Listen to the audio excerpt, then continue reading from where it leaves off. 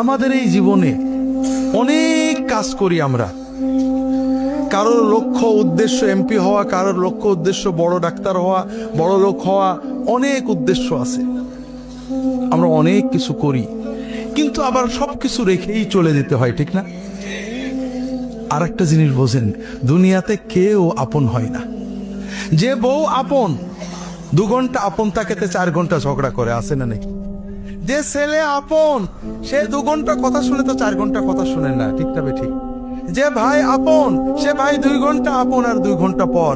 যে বাবা আপন, যে সবচেয়ে আপন মা আপন, সেও দেখা যাচ্ছে আরেক ভাইয়ের কথা শুনে পর হয়ে যায়, হয় না? হয় না হাজেরি?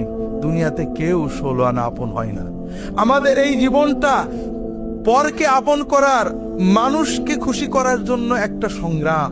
ছোটবেলায় বাবা মাকে খুশি করার চেষ্টা করেছি, পারিনি, কত মারছে, ঠিক না বেঠি? বড় হয়ে বান্ধবীদের বন্ধুদের খুশি করার চেষ্টা করছি, থাকেনি, ঠিক না বেঠি? বিয়ে করে বউকে স্বামীকে খুশি করার চেষ্টা করেছি, 16 আনা কখনোই হয়নি, ঠিক না বেঠি? কর্মক্ষেত্রে, জীবনে, সব জায়গায় আমরা 12 আনা ব্যর্থ, যদি 4 আনা সফল হইও, ঠিক না বেঠি? একজনই আছেন যাকে আপন করলে তিনি কখনো পর হন না। তিনি কে? আল্লাহকে আপন করতে পারলে সব সময় আল্লাহকে সাথে পাবেন।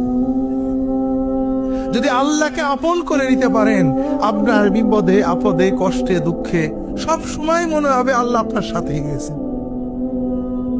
যে বেদনা কারোর কাছে বলা যায় না, বউয়ের কাছে বলা যায় না, মায়ের কাছে বলা যায় না, যে আনন্দে কাউকে শরীক করা যায় না, যদি আল্লাহকে আপন করতে পারেন, সেই আনন্দে আল্লাহকে শরীক করতে পারবেন, সেই বেদনার কথা আল্লাহর কাছে বলে বুকটাকে হালকা করতে পারবেন। কথাকে বুঝতে পেরেছেন? কাজেই ভাইয়েরা, আসেন না সবাই নিয়ত করি যে এত সহজ কাজ আমরা নিয়ত করলাম, আল্লাহ আমার বাকি জীবন যতটুকু আছে, 1 দিন হোক আর 100 বছর হোক, আমি তোমার ওলি হওয়ার চেষ্টা করব।